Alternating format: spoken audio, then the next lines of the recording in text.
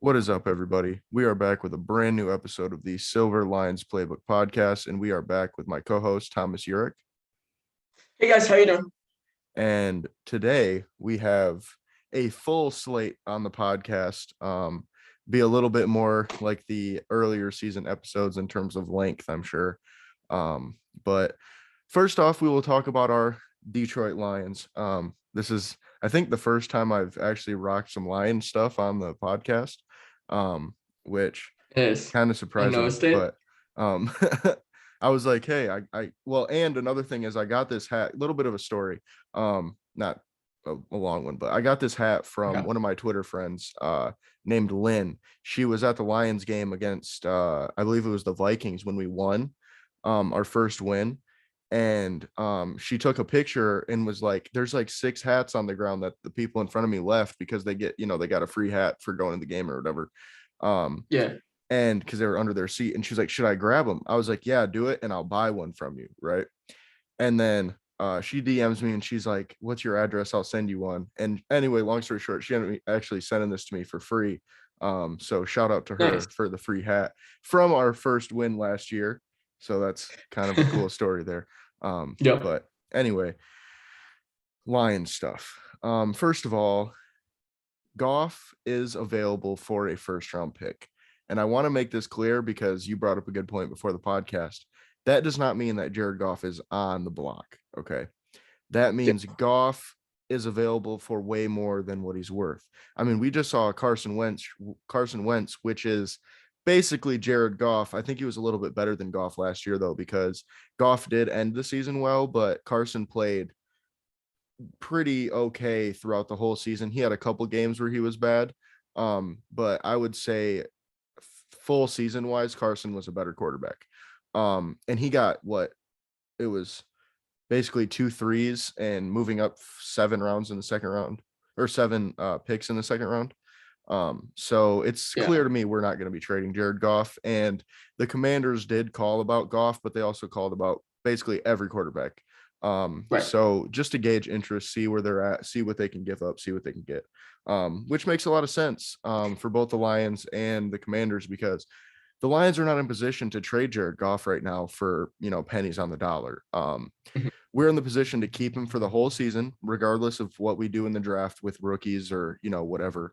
Um, Right. and if he starts playing well and we can get some stuff out of him and we get a rookie, or we, sign somebody else, then I can see us moving on from him. But this isn't a team that, the Lions front office isn't looking at this team like they were last year. We're not trying to be a 3-win team. They're trying to be better than they were.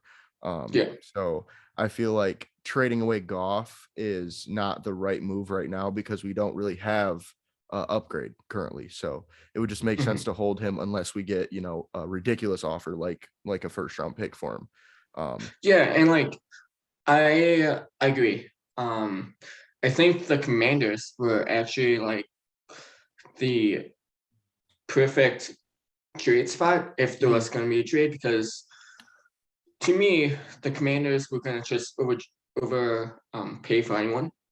Mhm. In my opinion, they kind of overpaid for Carson Wentz. There Yeah. was rumors that they had a deal out with Seattle that they were going to send like 5 first-round picks Yeah. for Russell Wilson. I don't know if they ever offered Chiefs anything for Pat Mahomes, but I'm sure that if they did, it would need to be like 10 to like 15 first-round picks. Hmm.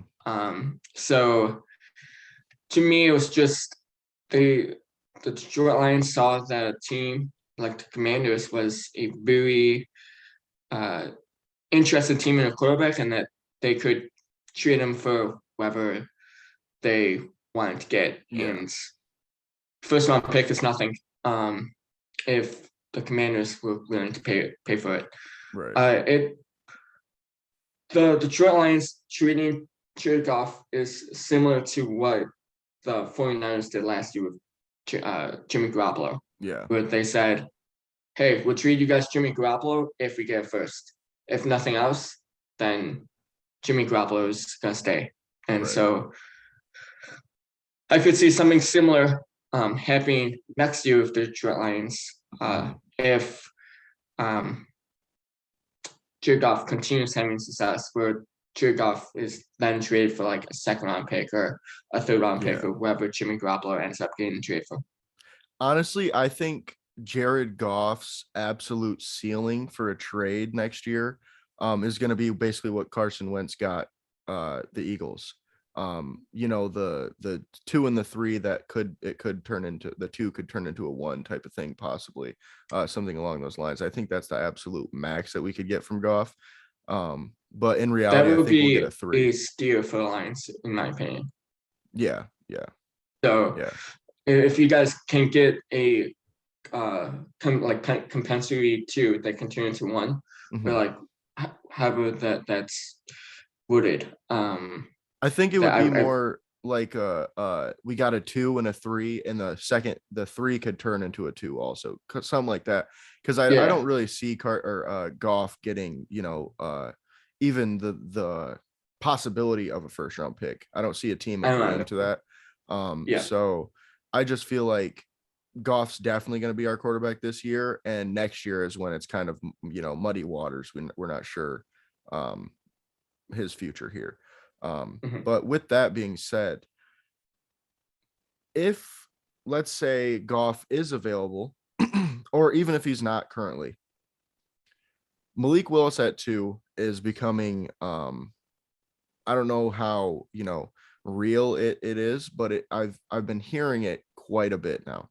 And I'm starting to kind of believe it a little bit in a way that I'm not buying in yet, and I don't think it's the right pick still, if it were to happen. But I'm thinking that it's a possibility we could do it because it is very similar to what the San Francisco 49ers did last year with Trey Lance. The only difference is we don't have to give up 3 first round picks to go get him. We already have the pick. See, I think it's a smokescreen. Yeah, that would make a lot of sense. I think it's you need to act super interesting and set player for a quarterback needy team, Right. and there's plenty of them still left uh, to jump up and give you like those assets. Yeah. Um, so in my opinion, it wouldn't uh, in my opinion, the Lions would shock me if they selected Malik Willis at 2, but like at the same time, I could see it throughout like for relatively if because like you're right, they might want like a tree line situation where Mhm. Malik Willis sits for a year and then becomes the starter next. Yeah. And I think that's really the only way that this, could turn out if we did take a quarterback, especially at 2. Personally, I would rather get a guy like Kayvon or Hutch, or maybe even Kyle Hamilton, the safety at 2, or in the top 5 if we say, trade back, and then go maybe Desmond Ritter or somebody in the back end of that first round, because I would feel a lot more comfortable with that now. Because think about it, if you miss on this quarterback, you're setting your franchise up for disaster, because you got the second overall pick and basically wasted it. Yeah, I mean, so like I I think that the Lions' best course of action this year is to potentially trade down. If they can't, then like pick whoever best defensive players on your board, Mhm. and whether that's Thibodeau, whether it's Hutchinson, whether it's Hamilton, whether it's Ojabo, who knows? Right. And then like with 32, pick a wide receiver because like the wide receivers in this draft is insane. They're so deep. And then I would like potentially get a developmental quarterback like Cousin Strong in like the second or third round, Mhm. and then hopefully become something that is a stutter like material. Right. Um, rather than like using a first round pick on a quarterback because I agree. If the Lions like Jared Goff is a good enough cornerstone at quarterback to like play with him, And like I think that if you are going to swing at for a quarterback, swing next year when the draft class is huge. Yeah. Um, and then like get your developmental guy this year, like what the Carolina Panthers did Hmm. a few seasons ago with Jimmy Clausen and then Cam Newton. Right. And I think another point with that, to go along with that is if we let's say we do well, let's first say we don't take Malik Willis, right? And then Jared Goff sucks, then we know we have to take a quarterback, right? Number one. But number two, we're probably picking top three again. So we'll have the pick, Right. because at the end of the day, I know it's kind of, common sense, but quarterback is the most valuable position on the field. Yeah. So if your quarterback sucks, your team's probably going to suck as well. So it's like, if you take Willis now and Goff sucks, there's a chance Willis isn't going to be very good as well. So I would rather take the defensive piece that's going to definitely be good, put him in there now, and then if Goff plays well next year, I'm not saying we should keep him as a starter, but then we're talking about trading him and then trading up. You know what I mean? Mhm. So it kind of makes sense because then you have a more bona fide starter material quarterback coming out of the draft. Um, Yeah, in my opinion, at least. for sure. And I think that like we discussed earlier in past broadcast, I think the best course of action for the Lions is to like get a really good backup quarterback like a Mhm. Teddy Bridgewater this Agreed. year, so that like the David Blouse or the I forgot what his name is, whoever the backup quarterback was this year. Boyle, Tim Boyle. Yeah, Tim Boyer, uh, isn't like on the team anymore. Just because like if Jared Goff sucks, then you don't need to worry about Right. starting a rookie quarterback, or something like that. And I think another thing too, and I know fans don't like to hear this, as a GM, you have to think of the PR factor as well. If you take a quarterback at two, first of all, you're telling Goff, we don't believe in you. We never did. You're just going to be our stepping stone for this guy. And then number two, you're kind of setting yourself up for possible disaster because not only if you miss on this quarterback, your team's kind of in a weird position because you just wasted a second overall pick, but then you have to go find another quarterback. And what if that doesn't work out? Then you're talking about your reputation's destroyed and you're fired and it's over. Your career as a GM is likely done, if not forever, if it's going to be a while. Yeah, it's Um, kind of similar to the 49 situation. I mhm, think again, we're like the 49ers really didn't have any good confidence in Jimmy Garoppolo, even after they traded him. Kyle Shanahan is known to be a guy who is looking for upgrades everywhere. mhm. And so like Jimmy Garoppolo has never had like the offense that he deserved in San Francisco, and um, so it's gonna be another situation like that, which wouldn't surprise me if the Lions did, but like I would also be kind of shocked if Right. they did. Another thing with the San Francisco, correlation is I think we're a year behind where people think we are in terms of, where San Francisco was, because San Francisco already had Nick Bosa.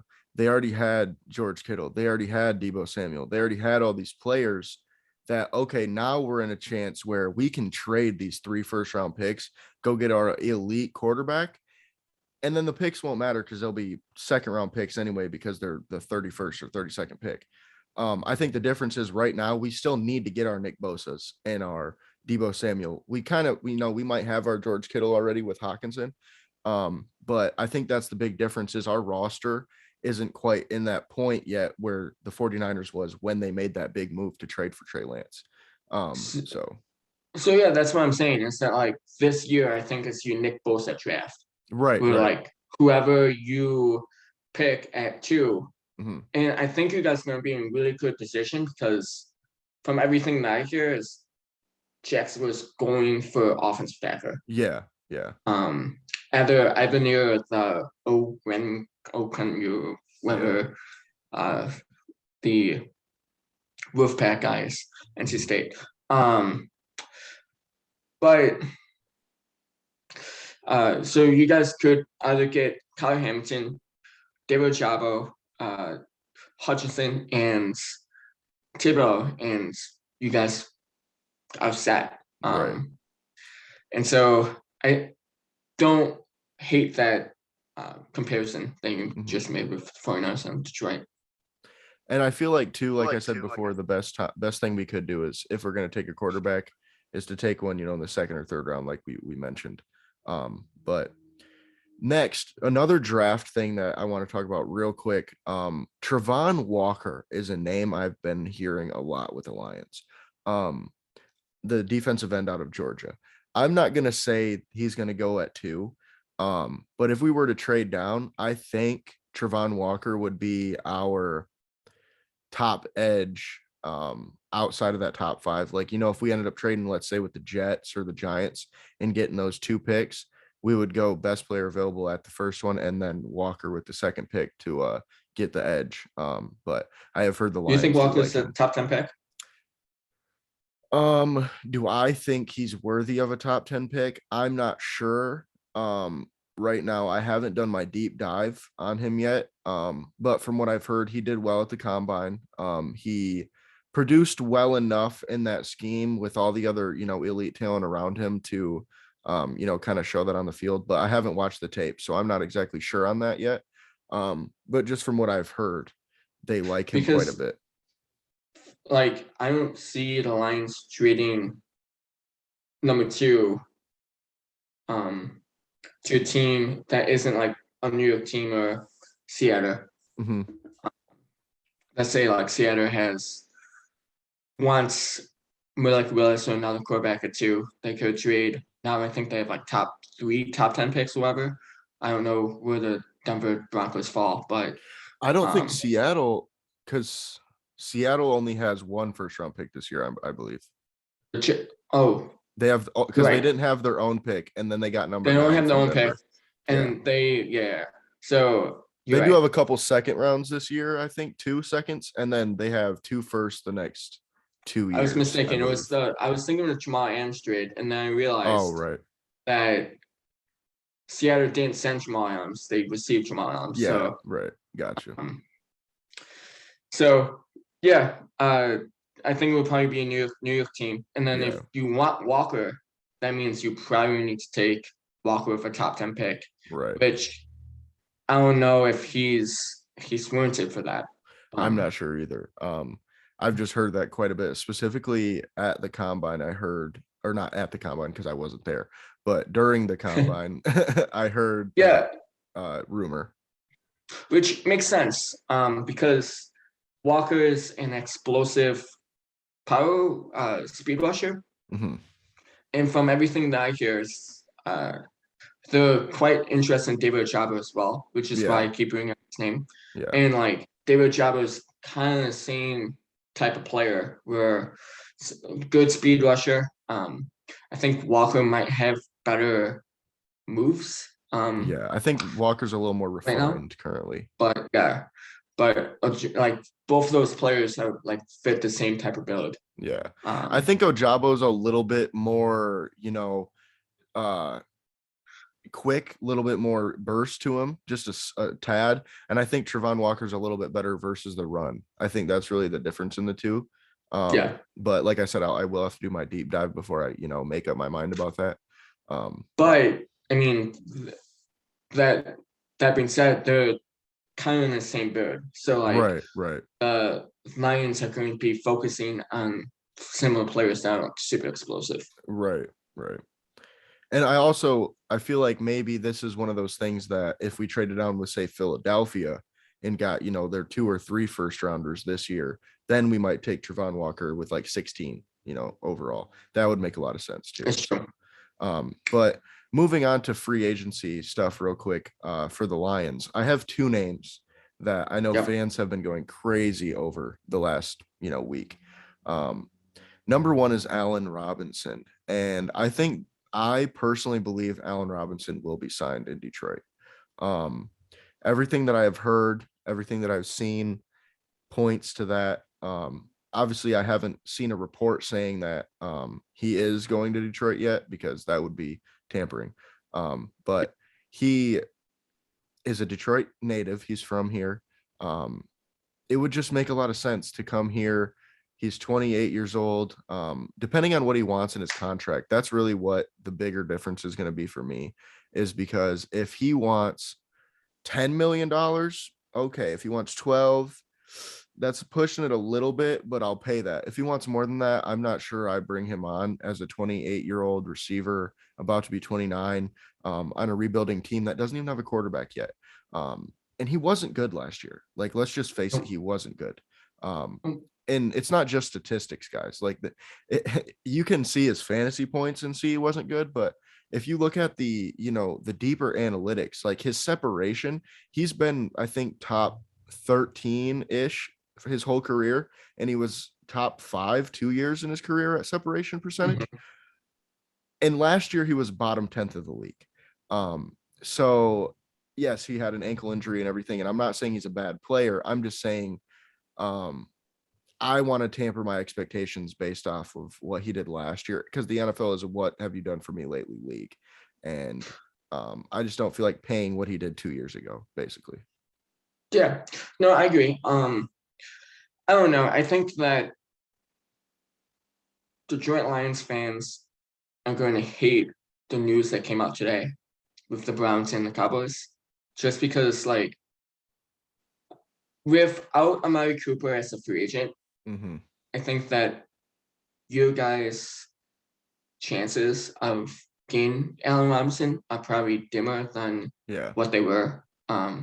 Just because, like, if you follow what's happening around the NFL, multiple teams are looking for wide receivers. I know that uh, the Philadelphia Eagles have been calling a lot of teams, especially the Atlanta Falcons, about Kevin Ridley. Now Kevin Ridley with the suspension, no longer interested in that. And then I have it on good authority that the Patriots are getting rid of higher priced veterans and JC Jackson to make runs at a top outside wide receiver.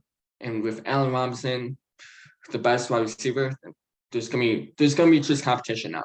Mm-hmm. I'm not gonna say that Philadelphia and New England has about a chance in the Detroit Lions, but Right.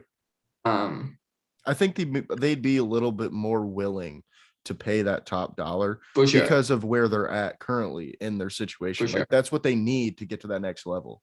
But what I'm saying is that, like, with Amari Cooper Mhm. as a free agent, that competition for Allen Robinson is just Yeah. uh, has risen.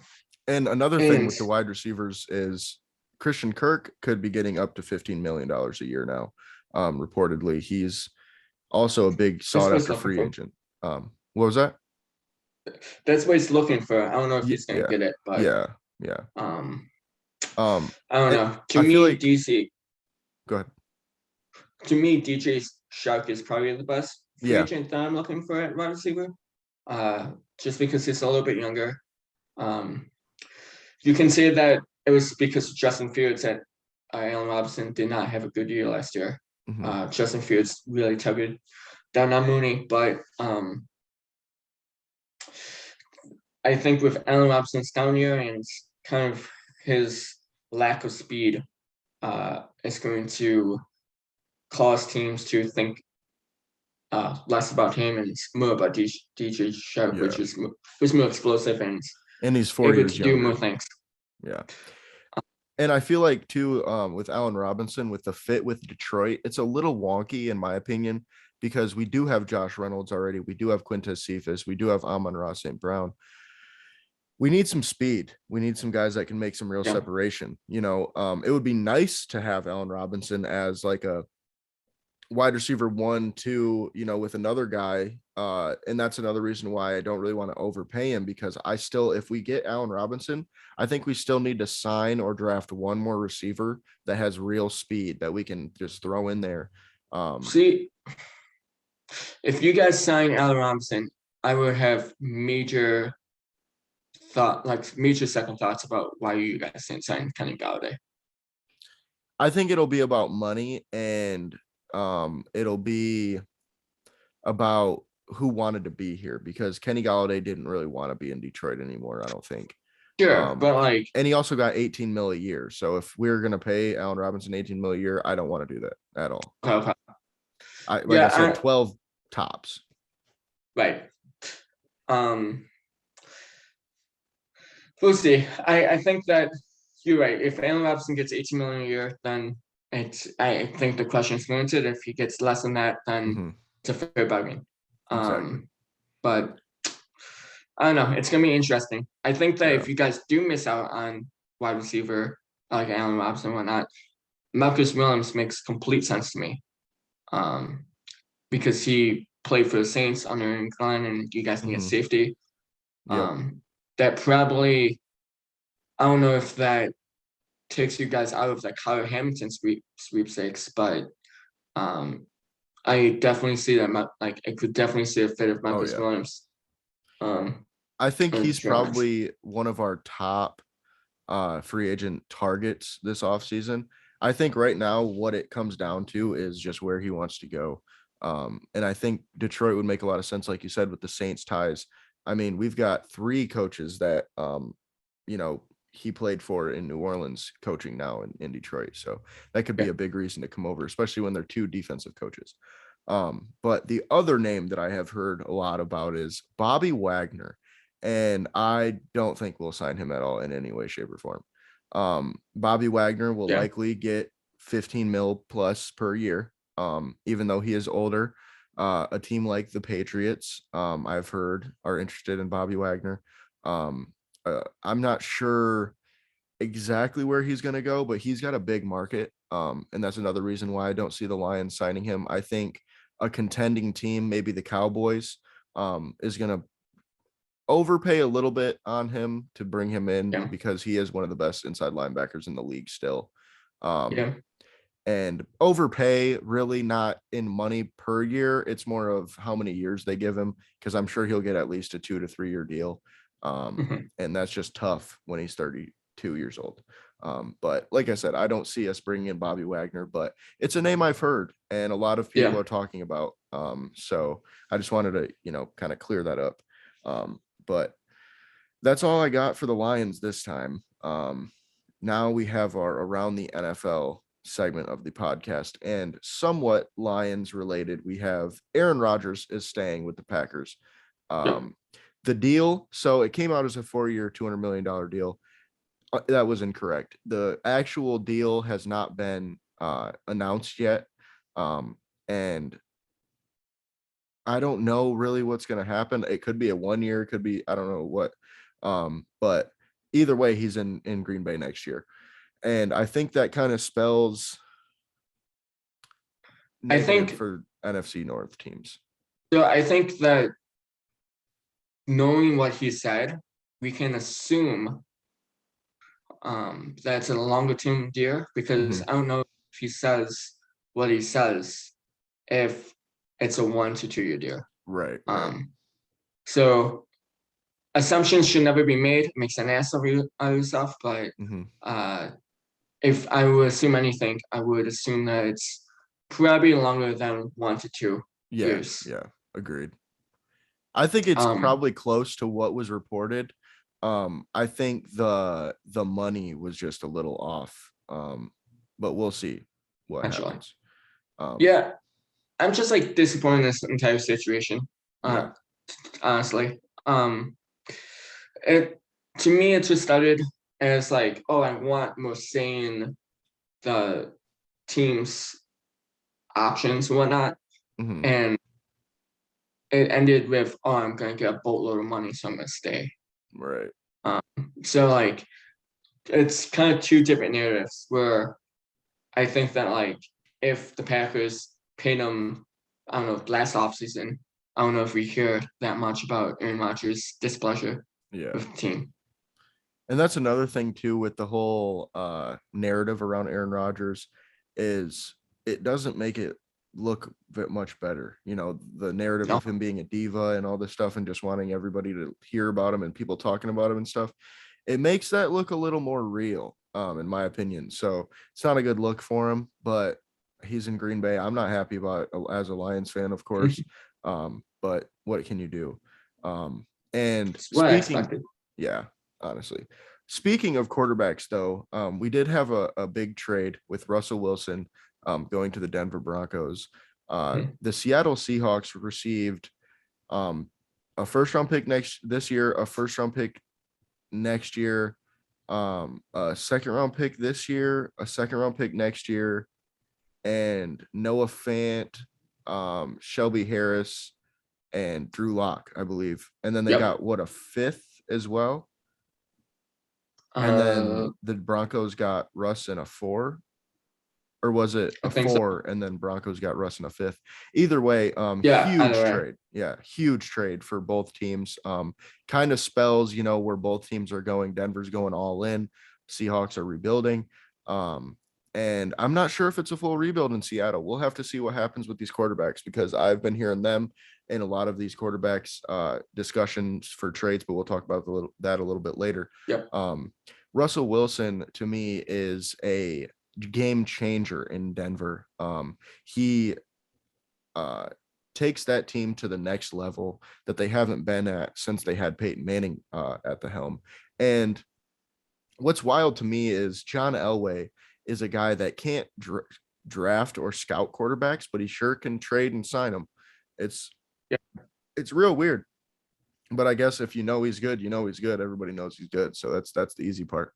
Um, I think it really depends on what the Broncos wide receivers develop into.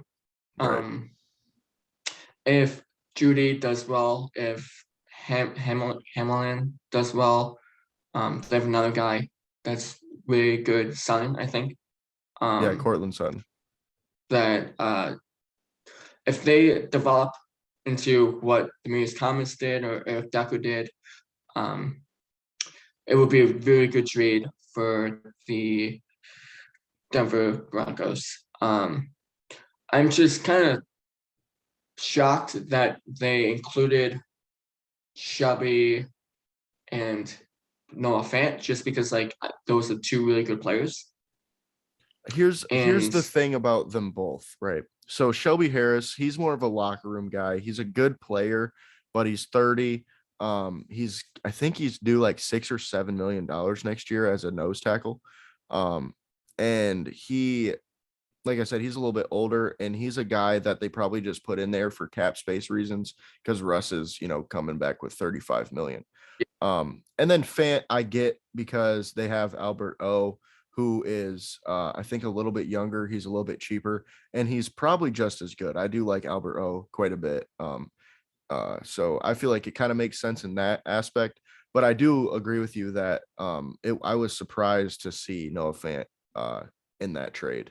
But yeah, I don't know. I think like Alberto is good and he has some potential. He mhm, kind of reminds me of Julius Thomas a little bit, but right. um he's so raw that like again, Wilson will need to like develop him into that top notch tight end that like they could seek. Where like no fan you it's more reliable and you kind of know what you're gonna get. But I don't know. Even if Harris is more of a cat reason, like he was such an important person in that locker room and he added so much interior pressure for the Yeah, Denver Broncos that I'm sure that he's gonna be missed no matter what the cat reasoning says. right.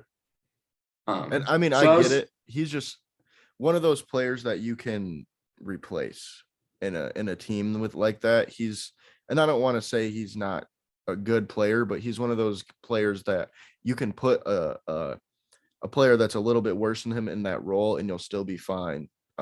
Because now, you're in a yeah. position that you have all the I pieces. think he's the type of player that you can replace relatively easily on the field, but off the Right, field, I right. think he's going to be missed. Yeah, that's for sure. That's Um, definite. And then so clearly the Denver Broncos going all in Seattle, rebuilding, and we don't know exactly what's going to happen there. But speaking of that, Deshaun Watson was cleared for the criminal charges against him, but he still has a civil case um, against him as well. So it's not all the way clear, but it's starting to get there. And we're starting to see the trade rumors heat up for Deshaun Watson. So I've got a few teams that I think are more likely for Deshaun Watson, and then a couple teams that are possible but not probable. Do you have a few teams that you think Deshaun Watson will go to as well? The three biggest teams that I keep hearing is Panthers, Cleveland, Mm-hmm. and Seattle. Mm-hmm. See, for me, I have heard the same teams as well. But my list is my top three, and these are based off of what I've heard mixed with Deshaun Watson's criteria for his no trade clause. So I have Bucks, Steelers, Browns, and then as my top three. And then after that, I have the possibility of the Titans, Giants, Panthers, Seahawks, and the Saints. Um, the big thing with the Seahawks is I did have them in my top three before, but I ended up switching them out because of the fact that I'm not sure Deshaun Watson would want to go there with all the bad reputation that they get from players that move on. Earl Thomas, Richard Sherman, Bobby Wagner, all these guys when they got cut or traded said basically came out and said they got treated like crap. So I don't know if Watson would want to go from a Texans, type organization from one to another, basically. And that's why I took the Seahawks out of that. And the Browns, I think, make a lot of sense. And speaking of the Browns, they just made Jarvis Landry available for trade officially. So we'll likely see Jarvis Landry moved after they traded for Amari Cooper. But I just don't know if they are willing to, trade Baker and likely 2 to 3 firsts to get Deshaun Watson. It just I depends on think they how they will. feel and cap I wise. think I think Baker Mayfield is one of the most overrated quarterbacks in the league. Yeah, I disagree. Um, um, I feel like Baker is underrated, and I feel like Baker is hated on a lot.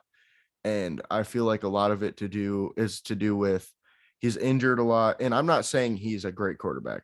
I think he's good. But Deshaun Watson's clearly an upgrade. I just don't know if I'd want to spend all that extra to get Deshaun Watson over Yeah. Baker. I think No. Baker hasn't really had legit receivers yet. Yeah. Um. I mean, Odell's good, Um. but he wasn't legit wide receiver one over there. I think Pittsburgh. It would make a lot of sense just because they hired Brian Flores and he's had Deshaun Watson. The Bucks make sense. I don't know if they have the necessary trade pieces to get a Deshaun Watson. Mhm. Um, but both of those teams also I could see as like teams that want to get younger. Like I could see the Steelers dreaming up Mhm. for like Malik Willis or Kenny Pickett. And then I think that the Tampa Bay Buccaneers, that's a prime Yeah. spot for like a Sam Howell. Yeah. I love that fit at the Yeah. bottom of the first round. So I think they're gonna be targeting quarterbacks more in the draft than Deshaun Watson, but Yeah. like I don't hate those destinations at Yeah. all. Um, so we'll see. And I feel like that also, like I said, has to do with what Watson said he wants to go into, because his biggest thing is he wants to leave the Texans because they aren't a good organization. And I just don't see him going from there to the Browns or, the Seahawks or, even the Eagles. The Steelers, I think, which I've heard too, that they're not pursuing him, but it would make a lot of sense that they are because they don't have anybody at quarterback, and that's really all they need right now is an elite quarterback. Well, But I don't know. I kept hearing that um, the Browns, the Browns to me are the favorites for Deshaun Watson. And the only reason why I say that is because everything I heard about the Browns and the idea of getting Deshaun Watson is that they want the wide receiver first, and then they were going to get Deshaun Watson. So I Yeah, think that them trading for Amari Cooper is probably a sign that they're going to go all in for all in. Deshaun. Yeah. Well, and that's another thing. You could say that, but you could also say that's a sign they're not, because they're going, okay, Baker, we tried with Jarvis Landry and Odell Beckham.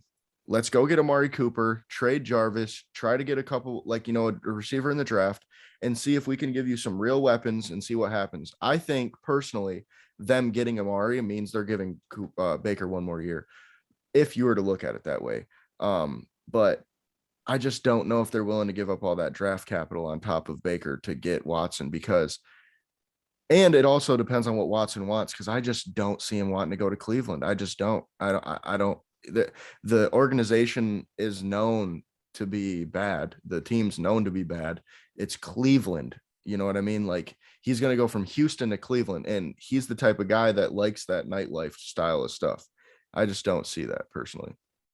I mean, I think that like Stefanski has done a really good job at changing the culture at Cleveland, Right. so it's not as like bad as what we think Hmm. Cleveland has been in like the Fred Kitchens, Yeah. the Schumer, like and the past like Hmm. thousands of coaches regimes. But like I can see that point too, where he sees the same old Browns.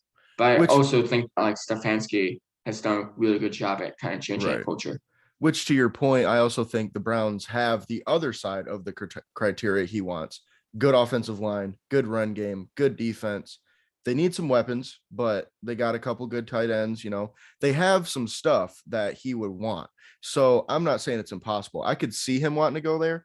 I just feel like organizationally, I don't know. It's a little rickety for Yeah, me. So yeah, that's honestly the reason they're not in my top three, though, because I've heard so much about Watson to the Browns that it would make a lot of sense, if he ended up going there. But and then speaking of, some other quarterbacks that are on the move, two names that I've heard a lot in the last 2 days is Kirk Cousins and Jimmy Garoppolo. yep, First of all, Jimmy Garoppolo, I personally think goes to the Colts. Um, I'm about 70% with that right now. Um, okay, but other than that, I think the Bucks, Steelers, and Seahawks are also very much in on Jimmy Garoppolo, um, because the things we mentioned before, with Deshaun Watson apply kind of to Jimmy Garoppolo. He's clearly not on that yeah, talent tier that Deshaun Watson is. But he's a guy that, like with the Steelers, which would make sense why the Steelers aren't pursuing Deshaun Watson, because they are going hmm, after a guy like Jimmy Garoppolo instead, or a Kirk Cousins instead, because it'll save you a lot in draft capital. And if you're a team that thinks you don't necessarily need an elite quarterback, you just need a bus driver, for lack of a better term. Um, Kirk Cousins and Jimmy G make a lot of sense. And Kirk also, I have, Colts, Seahawks, and Steelers. I think what's going to happen is Deshaun Watson will get traded. And then Jimmy G will get traded. And then whoever doesn't get Jimmy G will try to go after Kirk. And then once Kirk's gone, the Vikings are blowing it up, I think, personally. I disagree. Mm, I think that I think before like Jimmy Garoppolo might be the second quarterback to be traded, but I think the it would be a close second to Love. Jordan I don't Love. think Okay. I don't think that we see Love back in Green Bay. I, I, Um, I mean, I agree there. I agree with you there. and to be honest with you, I like Love's fit better in Indy than I like Jimmy Garoppolo's. I think Jordan Love ends up in New Orleans, personally. I think New Orleans, because they're Do not they have the quite. Hmm? Do they have the Drake Kappa to do that? I don't think Jordan Love's going to get much. I think you're talking a three at the most, personally. I don't. What have we seen from Jordan Love, really? He's been an okay quarterback at best when he started. And you're losing that rookie deal. He's only got 1 or 2 years left on that rookie deal. So you're losing half of that when you make this trade. So I think the Packers are going to say, okay, we need to get what we can while we can. And I feel like he'll be traded for a 3. I think really it'll be like a 4 and a 6 personally. And I think the Saints would make a lot of sense because they don't have the cap space to go after Jimmy Garoppolo or maybe even a Jameis Winston right now. They don't have the draft capital or cap space to go after Deshaun Watson. So go ahead and give up a couple late picks for a guy that could end up being a starter, but most likely is just your bridge guy.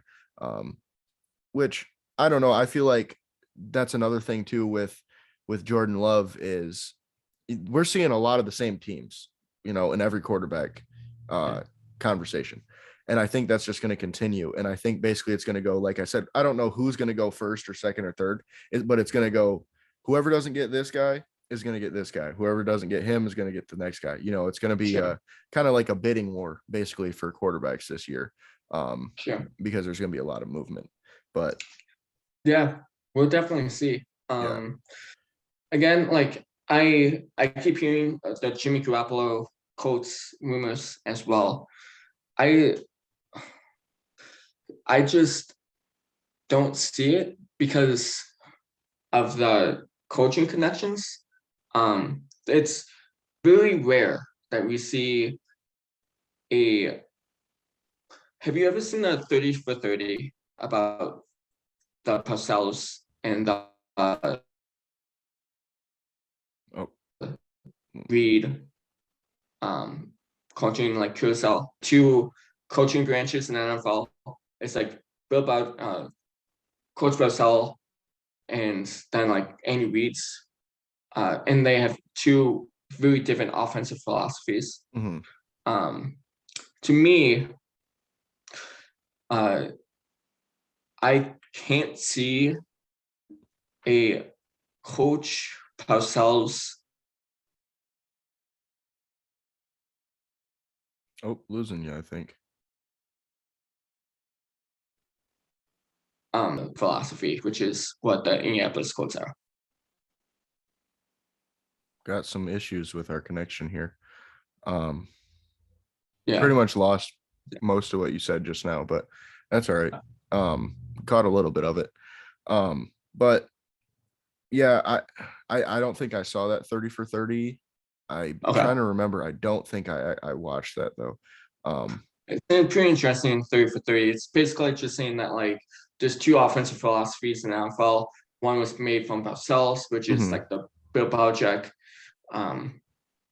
regime and that coaching tree, and then the Andy Reid coaching tree, which is Frank Reich and that the LaFleur's and the McVays.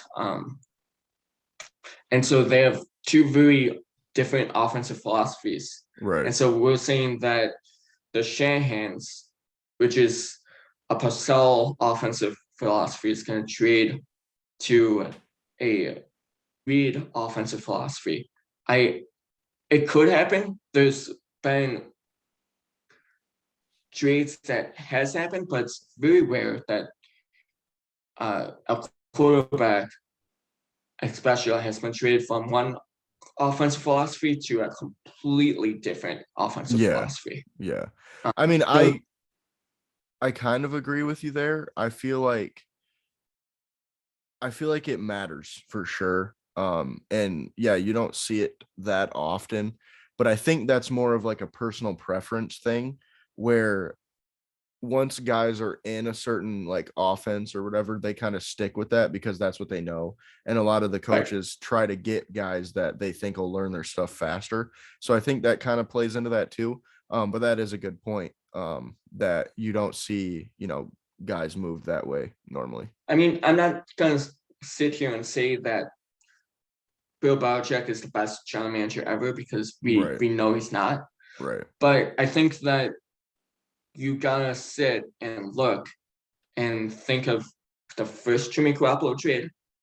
The Patriots had a top 10 pick offered by Cleveland Browns, and he declined that to trade him for a second and trade him to Kyle Shanahan. So like that was more because Jimmy Garoppolo wanted to go to San Francisco, though, I think. Then It was offensive philosophy thing. from all. So there was a book. Forgot what the guy's first name is, but his last name is Silverham, and he made multiple Patriot books. He's also a ESPN writer, but he wrote about it. And the biggest thing is that Coach Belichick didn't like the Cleveland Browns situation back then, and he Right. really respects Shanahan, and he wanted to send Jimmy Garoppolo to a position where he could Right. succeed more, and that's why he accepted less Exactly. for Jimmy Garoppolo than what was offered. Right. And I mean, But I get that too because he was kind of looking out for his boy, you know. yeah, But so that's less of a offense philosophy. I agree, but like again, you don't really get to see those trades where like you're gonna send him to a whole different offense philosophy. I don't know right. if Jimmy Garoppolo is going to also succeed under that philosophy because it's more wide open West Coast offense, you know. Yeah. But who knows? Who knows? Jimmy Yeah. Garoppolo is for sure the best quarterback on the market that we know of. Right. So the Colts might just be looking at that and say, hey, Jimmy Garoppolo is the best upgrade we can make. Let's do it. Right. There's a whole bunch of layers in this. Oh yeah. And that's the thing too is it's hard to really narrow down where anybody's going to go ever because there's so many layers that we just don't know. So Yeah. and then of course like we talked about Amari Cooper got traded to Cleveland for a fifth and a sixth round swap. Um so Amari Cooper, now a Cleveland Brown, could play into some stuff with those quarterbacks as well. And then Mhm. second to last, we have Lyle Collins, the right tackle for the Dallas Cowboys. He is likely to be traded, and if not traded, he will be released due to their cap space concerns over there. And I think personally he's going to get traded because he's only due $10 million for the next 3 years, and he's a solid right tackle. He's not elite, no, but he's good, if not very good. He's worth the money, and I think you could get him for a fourth round pick. And that to me is worth it for, a team like Miami or Cincinnati or maybe Denver or even Atlanta. Um, all these teams need offensive linemen bad. And to get a very good right tackle for a fourth round pick and only pay $10 million per year for the next 3 years, and he's only 26, I think that's a steal personally. Wasn't he an elite guard? I don't remember if he Got played moved to guard. tackle. I don't remember. It might have been his first year, but I I thought he remember he played played. left guard his first year. He, I don't remember. He might have. I don't know though. I know he played tackle in college. Yeah. I don't know. I can't remember if he played guard or not because I feel like I do remember him playing guard. Um, but either way, yeah. Right. So um again, I also agree that he is going to get moved to a team. I think the Cincinnati Bengals make a ton of sense. Hmm. But yeah, there's also a whole bunch of teams that makes make a lot of sense for him. He's a very good right tackle, and Hmm. tackles are needed around the NFL, no matter who you Yeah. have. So he's definitely gonna be traded somewhere. I bet. Hmm. The only way I could see him not being traded is if like he wants to go somewhere specifically, um, and the teams don't want to give up capital because they don't know. Uh, they think they could maybe sign him in free agency, but that'd be the only Yeah. way. I think he'll get traded. And then Fletcher Cox, he's a guy that is likely to be traded, from what I've heard. And with him, the teams I've heard are the Raiders, the Ravens, the Jaguars, the Steelers, and the Broncos. Um, a lot of those teams are kind of questionable because of cap concerns and draft capital concerns that they'd have to give up for him. But I do believe Fletcher Cox will be traded this season, Yeah. because the Eagles did just go out and sign Another really good defensive tackle for I think $15 million a year last season. So I Mhm. think Fletcher Cox is on the out in Philadelphia. Really good player. Yeah. I don't know if Jeff Capper will be concerned for most teams because I think he's gonna probably be traded for something less than we expect. Oh yeah, for sure. Um, but I like those teams that you mentioned, and um, I don't know. I nose tackle and defensive tackle really has been kind of a undervalued position recently. I think that's like um been a position that's been on the climb recently. So we'll see what he gets. We're gonna talk about draft prospect later that I kind of fits the same mold, in my opinion. Um, so yeah, I don't know. I think Fletcher Cox is gonna definitely get moved, Yeah. but for less than we expect. Oh yeah. I think it'll be like a 5th round pick, something similar to the Marty Cooper trade. Yeah. And then that's all I got for the Around the NFL portion of the podcast. Do you got anything else to add? Khalil Mack got traded to the Chargers. Oh yeah, yep. Khalil Mack traded to the Um, Chargers for a 2 and a 6. Um, that trade to me was a steal for the Chargers. Getting a well, Are we good? I think we're good. yeah, Okay. yeah, yeah. All right. So we had a little bit of technical difficulties there with our internet connection. But we are back and we are good to go. So we were talking about the Khalil Mack move that the LA Chargers did. That kind of tripped me up. I was like, San Diego, LA. Anyway, Yeah. the LA Chargers made a big move to go, secure Khalil Mack. And to me, I think this is a little bit bigger than the Von Miller trade to the Rams last year. For 2 reasons. There's one reason that you could say it's not. It's because um, I think the Chargers are a little bit in a different they're a little bit less built than the Rams were last year, but I think it's a little bit bigger because the Chargers gave up less and they're paying Khalil Mack so much money. Um, Yeah. he is due $24 million the next 2 seasons. So Yeah. that's a big, big price to pay for a guy that hasn't really done too much last year. Yeah. But at the same time, he was injured, and it's Khalil Mack. I mean, he should be good.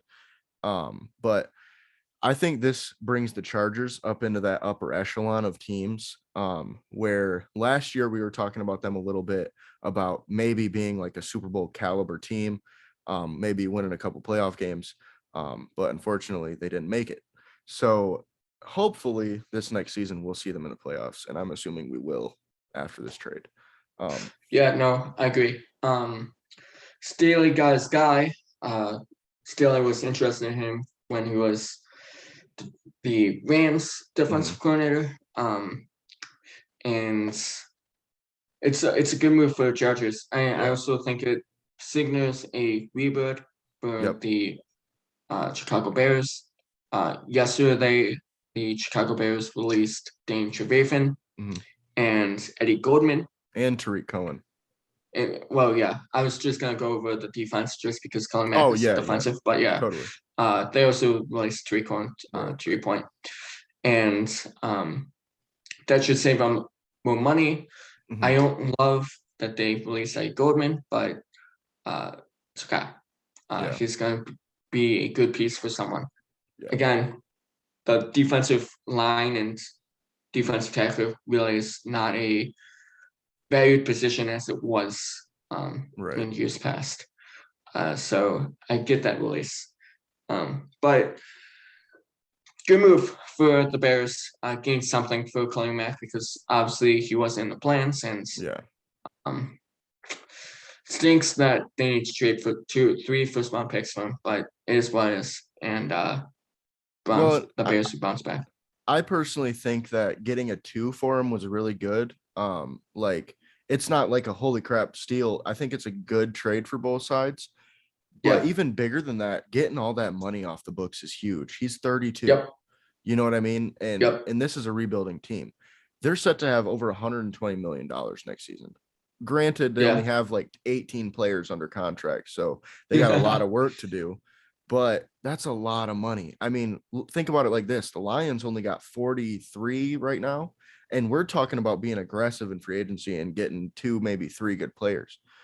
You could see the Bears be very aggressive in the next two free agencies with all that money. Yeah. I also think the next move that we're gonna see is Eddie Jackson going to be traded somewhere. Really, I have not heard anything about that, but that would be a big move for whoever gets him and the Bears too, because The he's good. Poles wants draft picks and Bears don't have any. Right. So I think Eddie Jackson would probably be the next one to be moved, Yeah. and he should be worth at least two, maybe a late one. So we'll Yeah. see. Yeah. And I feel like the Bears right now are really in the position, like we said before, they're just trading anybody that's old and expensive. So Yep. we could even see Robert Quinn moved, also, which would Yep. make a lot of sense with that. But next we have the prospect watch, and this week we have four players. So we're not gonna try to zoom through it by any means, but we are gonna kind of try to make this a little bit quick. Yep. So first of all, the way we're gonna do this, I think, the best way is we'll do it similar to how we did it before, where we'll, kind of go over our own list and then talk about it. Um, Yep. but I feel like the way we should do it this time is I'll kind of just rattle off what I think and why, and then we'll talk about it for a second, and then you'll rattle off what you think and why, and then we'll talk about it for a second, and then we'll move on to the Sure. next player. So first off, we have Devin Lloyd, the linebacker out of Utah. And Yep. for me, I like Devin Lloyd a lot personally. I think he is a top 20 level talent, top 20 pick level talent. I would take him maybe top 15. He's that good personally. I think his pros for me is he's got good eyes. He sees through the traffic well. He navigates the trash, as we like to say, as linebackers coaches like to say. And he has a good build. He's big. He's 6'3", 236, but he's athletic and fast. He's not like your barn burner by any means, because I believe he ran like a 4.68 or a 4.7 40. So he's not super fast, but he's quick and athletic. He plays fast. Yeah, exactly. He plays, and I think I haven't seen his 10-yard split, but I would bet money it's pretty good. Um, and with him, he also fights the blocks off well. He's got good hands. He's strong as well as athletic. Like I said, he's 6'3", 236. So he's got a lot of size. Going into those blocks and being able to fight them off well. But his hands were a little bit of a surprise to me, because a lot of the times, you see these college linebackers that have all these traits. They're just used to, hitting people hard and getting them out of the way. Devin Lloyd knows how to use his hands in the run game. He knows how to, move people around. He knows how to, put his hands in the right place to make good plays. And then he has good balance. He takes good angles.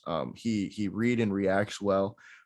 You don't really see him take too many false steps or missteps. He kind of, knows and then goes, as we like to say. And he's solid in coverage as well, and that's another really good sign with Lloyd. And that's a big reason why I would take him so early, is because he's a good cover guy, but with some coaching and some extra stuff, he could be very good in coverage. I'm not saying he's going to man-to-man Travis Kelce or anything, but we're talking, like a Deion Jones, level of cover linebacker possibly. And then I think he's a great blitzer. He's versatile. He actually played a lot off the edge last year for Utah, which is a great sign. When you're looking at a guy specifically as a middle linebacker, that's what I think of Devin Lloyd as. He's playing a lot of Yeah. edge rusher in Utah as well, so that's a great sign as a fan of a team like the Lions, who run a 3-4. He could play all over our defense. The Um, Lions just switched to a 4-3. Kinda. It's kind of a 4-3. It's like a 4-2-5, I think. Yeah, they call it, yeah, it's a 4-2-5.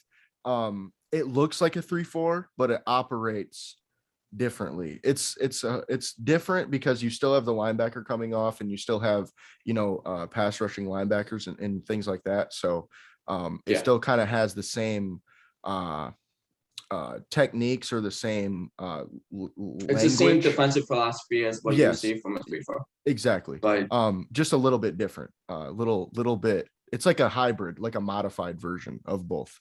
um but which, either way, I think he would fit well in that as well, because he's a guy that can do everything, and that scheme also relies on good coverage linebackers, so that's a good yeah, thing to have. And then clearly he needs to work on his pass rush moves if he is going to be a 3-4 outside linebacker, but I don't see teams wanting him to be a no, 3-4 outside linebacker, but he could do it for sure.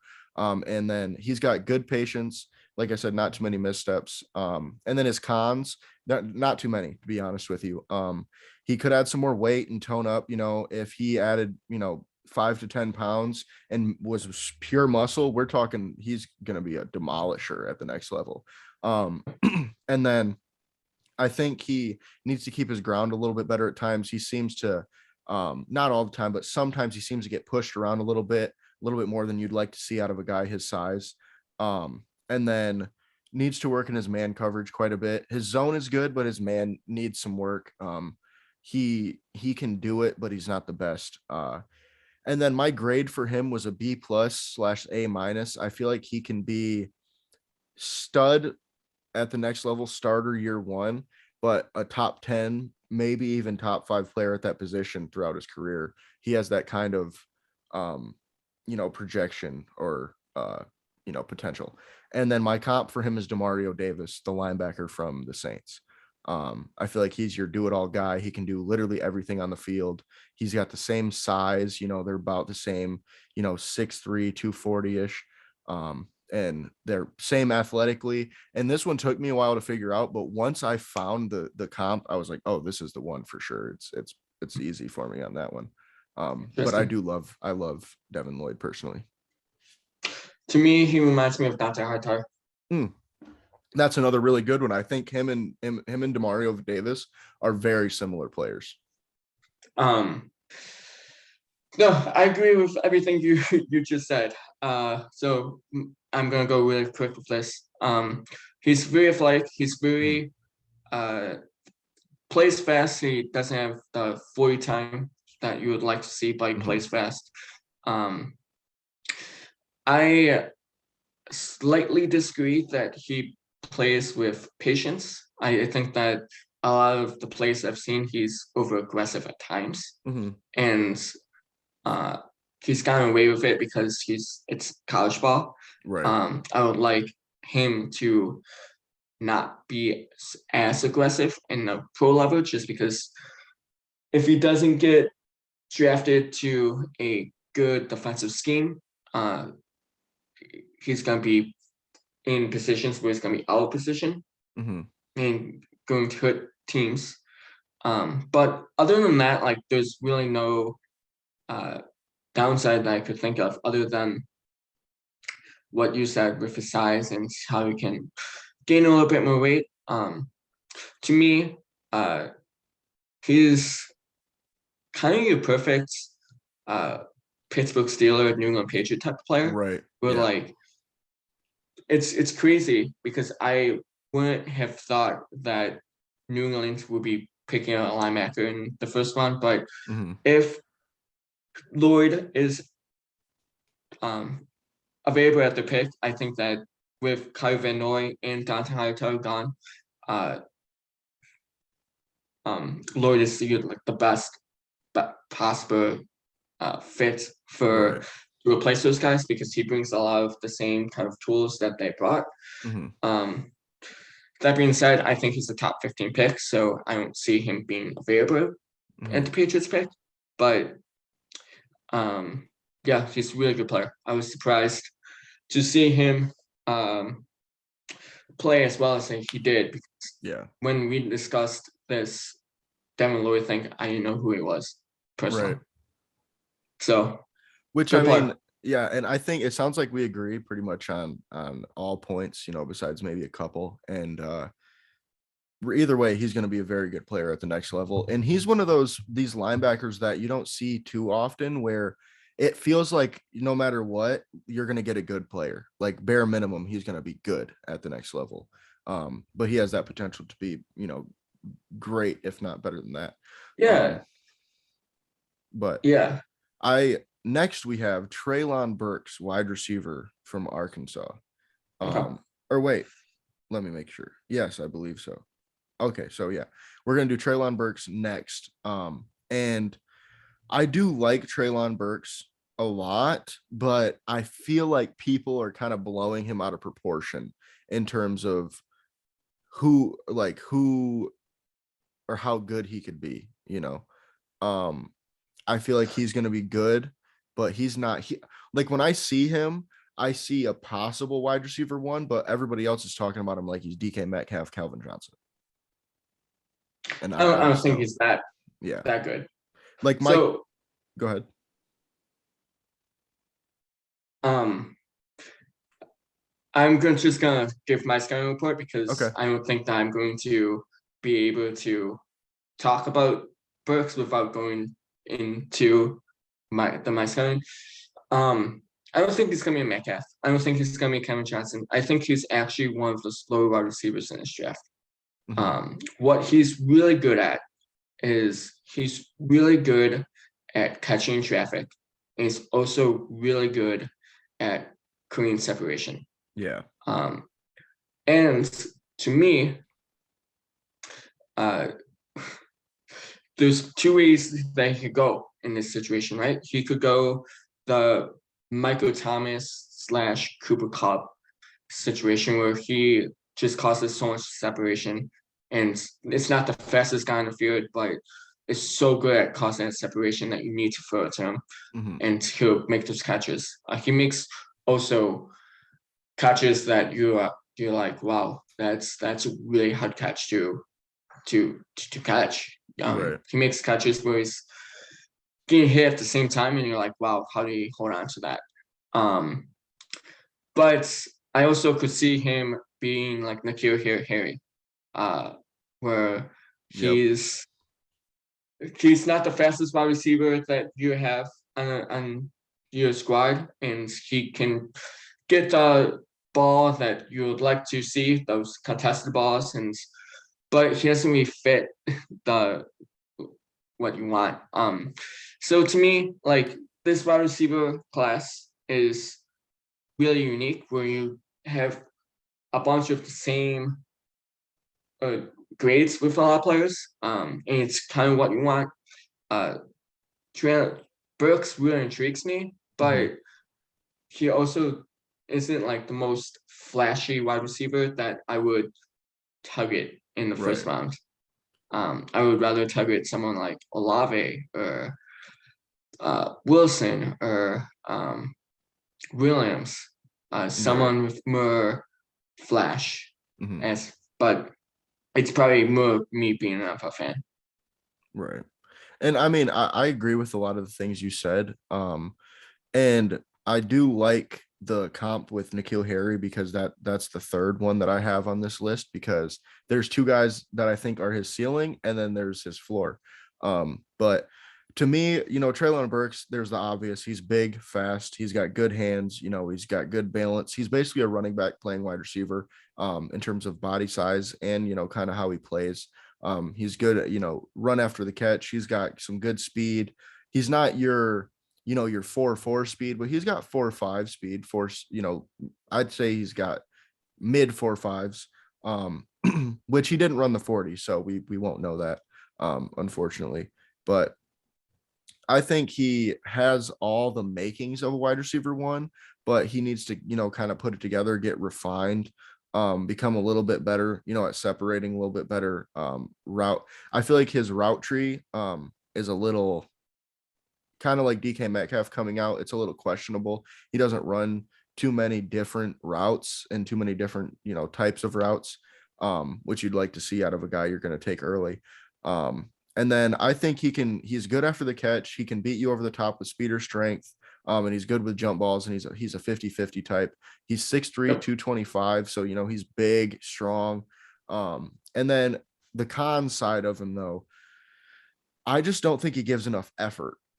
Personally, when the ball isn't going his way, like when he's running routes, it just, you can tell when the ball is not going to go to him. Like as soon as the ball is snapped, I can just tell. And then he needs to clean up his Interesting. footwork, in his routes and stuff. He runs a very limited route tree, like I said before. And then he's not a good blocker. For 6'3", 230, he's not good at blocking. I don't understand how, but he's not good at all. He needs some real work on that. And he has a lot of effort issues, in my opinion, that I don't like to see on the film. You know, just lackadaisical stuff before the snap. And this is something I watch in wide receiver specifically, because that's something you kind of want to pay attention to, when it comes to the Mhm. next level. Because you Yeah. worry about the diva side, which I don't think Traylon Burks is a diva necessarily. I just worry about his effort a little bit, like what's going on in those situations. So it's interesting because Arkansas is my team, my college team, and so I've seen Burks a lot. Mhm. Um, and I can say that he's probably closer to 4.6 than 4.4. So he's Yeah, probably right in the middle of four 4.5. four five 4.55 type stuff. Yeah, Yeah. So like fast, but not blazing fast, not what right. you want your wide receiver to be. I feel like now everyone's like, oh, you want your wide receiver to speed. But as an Arkansas fan, and I know that I'm not the only one because there's I've been in many messenger boards, and whenever you need a catch, like Burks will make it. Right. Uh, he's probably Arkansas's best clutch performer. Hmm. Um, and so like it's interesting to me that you see lack of effort because to me, I feel like maybe he doesn't put all his effort in the entire game, but when it Right. matters most, I think he's the guy that's going to show the most effort. Well, see, and that's Um, my problem with him is there are so many plays throughout games that I watch, because I think I watched 4 or 5 games on Burks.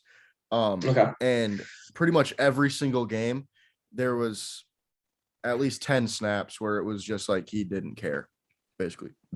That's what it felt like. sure, And it was like when you could tell the ball wasn't going to him, it seemed like he was just kind of like, I'll just do whatever I have to do. You know what I mean? It didn't seem yeah, like he like, as a coach, you like to see running backs run their fakes all the way out. You like to see receivers, if they're blocking, they better block. You know what I mean? And that's another problem with his blocking. He just doesn't have enough effort into it. He just kind of runs up, jogs up, puts his hands on people, and that's about it. He doesn't put too much into it, from what I yeah. saw. But his grade still, with that said, for me is a B plus, maybe, depending. But his comp for me is any of these guys: Anquan Bolden, AJ Brown, Allen Robinson, or N'Keal Harry. He could be any of those guys. Um, And all those guys are not burners, so that makes exactly, sense. exactly. And they're bigger guys that make contested catches. They can make run after the catch. They can do all those things, but they're not going to burn you on go routes all game. I But like those comps. yeah, I just feel like Burks is one of those late 20s type receivers where, he could go like 27, and he'd be, that's great value for him. Yeah. But next we have Jordan Davis, the defensive lineman out of Georgia. And personally, I don't think a lot of people are going to like what I have to say about this guy. Um, because he killed it at the combine. He was highly touted, coming out already. So people are like, he's a top 10, top 15, top 5 pick. Personally, and I like Jordan Davis, I don't know if I would touch him until pick 15. I just, Hmm. because here, let me get into my Go for breakdown, because that'll kind of explain where I'm coming from, at least. So the pros, there's the obvious stuff. He's a mammoth of a man. He's huge, 6'6", it. Yep. 340. He's a great athlete. He's very Yeah. strong. He eats blockers up. He's doubled very often. He's an all right pass rusher. He's not as bad as I thought coming in because of what I've heard from other people in He's terms of his a pass rushing. really good pass rusher for his size, I think. You think so? See, I we'll get to that. I disagree completely. I think he's okay and he needs a lot of work, but for what he does and who he is and what his role is, he does what he needs to do to get I by. mean, I agree. I think that in terms of pass rushers, he's pretty mid, but Right. for his size, you don't see someone 340. Right. See, and that's the problem is he's got a good bull rush. That's it. There's nothing else after that. Yeah. From what I saw, he bull rushes you, and if he can't beat you with the bull rush, he just kind of Yeah. stands there. You know what I mean? It's like he doesn't have too many moves, and that's the problem for me is when I see pass rushers, clearly you're looking at, burst, strength, those obvious things. But what I'm looking at is what moves do they have in their arsenal? Because that could explain why he only had 2 sacks in his college career. Because he is a good pass rusher, he just doesn't have any moves outside of a bull rush. Because he's got all Yeah. the athletic skills to be a good one, he just doesn't have any moves, which clearly is one of my cons for him. And then for another positive or pro on him, I have he feels the run well. When he locks out his arms, it seems like he always knows where the back's gonna go, which is a good thing out of a nose tackle. He's good at locking out his arms. He's got a solid bull rush. He's got very high upside, and if he fixes his issues, he could be a top 5 interior defensive lineman in the NFL. Um, Mhm. the problem is what his issues are. It's not it's not like anything that's unfixable. It's not huge stuff that you're like, I can't draft this guy. But the problems I have add up to the point where you're like, okay, maybe I would take a Devontae Wyatt instead, because you heard a lot about that before the combine, where it was like, okay, Devontae Wyatt's being higher touted than Jordan Davis. And I didn't understand it because I didn't do a deep dive, but now I kind of get it just because of the role that Jordan Davis would play, which he pretty much is a 2 down player right now, until he loses a little bit more weight and gets a little bit better as a pass rusher. I think he needs to lose about 10 more pounds, and gain about 10 more pass rushing moves before I, as a coach, would say, all right, you're a 3 down dominant player. And that's another problem with him at 6'6", 341. He just was not dominant enough for me.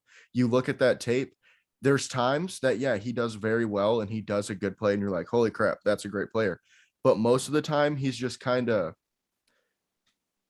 like, I don't want to say this as a bad thing for him, but he's just kind of doing his job, which at 6'6", 340 with all those, athletic traits, you'd want to see more than just that. You want to see a game wrecker. If you're going to take a guy like that top 15. Um, So go for it. Finish your scouting oh, report. and then I think he stands up too high off the snap. I think that's a big problem with his pass rushing as well. That's why he doesn't get off well. That's why his bull rush has issues at times, because he stands up too high and then just kind of gets stuck. And then that's why I have issues with that, because he needs more moves to get around that. And then I think he needs to be able to split the double teams better. He does do well holding his own against double teams, but he doesn't split them often. When he gets a double team, he does well, staying where he is, but he's not moving forward. He's not, getting through it very Yeah. often. And then I think he gets pushed around too much for his size. Like I said, you'd like to see him be more dominant. He relies on his bull rush way too much. He's very raw, needs work on almost every part of his game, in my opinion. And then there are some little effort concerns, in my opinion, which I think more goes into his size and actually just being tired than it is him not caring. So that's why I think if he lost like 10 pounds, he'd be in a much better position. And he's already lost some weight going in. So maybe we can get a little bit more often. Like if I'm the coach, I want to get him at, 330, because he's going to be a little bit faster. He's going to be a little bit, quicker on his feet, lighter and stuff, and he'll have a little bit more endurance to go with that. So I think he's a B player right now, but he has A potential. And then My comp, I didn't really have a very good one. The best one I could think of was Vince Wilfork, from what I've seen. And Okay. I think that's a solid comp, but um, I don't know. It was I a have tough one. three comps for him. Mhm. Vince Wilfork one. Mm, So I agree with that. good. See, and I feel like that's the easy one, so I felt lazy doing that. But that, I couldn't really come up with any that were more spot on. Okay. What were your other two? Um, so I agree with you for the most part. Mhm. Um, I think this is I defensive tackle is one of those positions that is being losing value around the Right, NFL, I think. And I think Jordan Davis is a lot like Christian Baumer last year. right.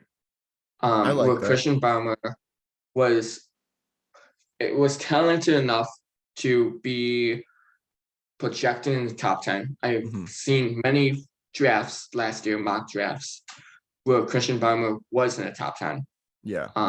And then as we got into an NFL draft closer, he was kind of slipping into that 15 to 23 range, and then he ultimately got drafted in the second round. Mhm. Um, and so to me, uh, Jordan Davis is a little bit bigger, a little bit of a better prospect as from what I've seen from him. Mhm. So I think that Jordan Davis will ultimately be drafted in the first round, but I don't think he's going to be a top 10 player. I don't Yeah. think that I I think that um it's going to be really hard to imagine defensive tackles to ever go in the top 10 anymore. Um, but that's not to say he's a bad player. I think that Yeah. the one thing that separates him from Wyatt, and I agree with you that Wyatt's a little bit more of a consistent player, is that um, Davis has that potential, man. Yeah. He has that potential to be a Vince Wilfork player. A He has game that wrecker. potential to be the Fletcher Cox. Mhm. He has that potential to be the Snacks Harrison Right. of NFL. And I think that if right now he reminds me of Vince Wilfork, a really young Vince Wilfork, because once Vince Wilfork started in the NFL, he was a two-down player. Yeah. Um, and then as he got better with conditioning and better with just uh, overall kind of staying healthy and everything, he transitioned to that third three-down player. But like Mhm. to me, if Davis is your Snacks Harrison, or if he's your Vince Wilfork, you one. If he develops more power rushing moves or more of your pass rushing moves, he can become that Fletcher Cox type of player. Right. But the potential is the limit for that guy. Yeah. He reminds me a lot of Christian Baumer, where like Christian Baumer is all about potential, and that's why people saw him as highly as they saw him um, last year. And for the most part, he's shown a lot of that potential in his Yeah. first season with the New England Patriots. But yeah, I think that you see the same kind of comparisons where like doesn't give as much effort uh down to down. It doesn't have the best power rushing moves, doesn't have the best Mhm. uh pass rushing moves in general. Um it's really good at with the run. And so I like him. I don't think he's a top 10 pick. I don't think he's a top 15 pick. I think Yeah. he's a late first round pick at the very best, and that's awesome. But I don't think that's a deterrent to the kind of player he can be. I think Right. that the sky's the limit. I And think a lot of it is going to come to like how coaches, how that coaching staff sees him. Cause I think that's going to be the biggest difference because me and you both agree, it sounds like on Jordan Davis in terms of value, where we would take him in the draft. But there could be a couple teams, that are like, yeah, that's true. But this guy could be your freaking next Aaron Donald, if he puts it all together, which that's a Yeah, lot to say, but he's got the potential. but like teams was also saying that with Christian Baumer last year. Yeah, that's very true. So and Christian Baumer went to in the second round. Right. So like I can see both scenarios. Yeah, for sure. Um, to me, like Jordan Davis is just a bigger Christian Baumer. Yeah, I like A that. lot of potential, but like the tape doesn't really scream the most consistent player, which is Yeah. why I think Christian Baumer slipped to the second round. Yeah. And for both of them, a lot of the question marks are why haven't we seen progression from year to year too? Yeah. There hasn't been big jumps for either guy. But and then next we have Matt Corral, the quarterback from Ole Miss. This one I'm excited about because I know we're going to disagree. I just know we are because we agreed on all the other ones. There's no way we get 4 in a row. But either way, I know how you feel a little bit about Matt Corral, I think. So I have a feeling we're going to disagree here. But Can I start? yeah, go ahead. Okay. Matt Corral is probably my second favorite player in this draft. My second best quarterback. I absolutely love Matt Corral. To me, he to me it's him and Desmond Ritter as my top two quarterbacks. Um, I can see why people are against him. I really do. Like Mm-hmm. he wants too many RPOs. I think him winning RPOs and that being almost his system makes him probably the best NFL pro ready style quarterback in this draft, just because he Yeah. has the advantage of running those type of plays, and that's a lot of what the NFL wants these days.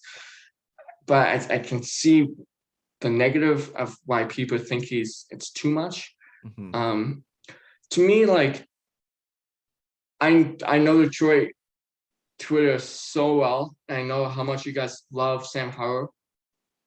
To me, I think he's just a more refined Sam Howell. I think that I love that you're showing this face. Like, because I know how much you love Sam Howell. But like the same size, Sam Howell is a little bit bigger. Every tape that I've seen of Sam Howell, he's not consistent at all. And I see that this total opposite of Matt Corral. Like in Matt Corral's tape, Matt Corral is a little bit more consistent. I think that's probably due to Lane Kiffin being a better offensive mind than a Matt Brown is. But that being said, like I don't look at Matt Corral and see like great starting quarterback. No. I don't see a great starting quarterback in any of these top quarterbacks that we're talking about. Maybe Malik Willis develops into that guy, Yeah. but I like Desmond Ritter more than most.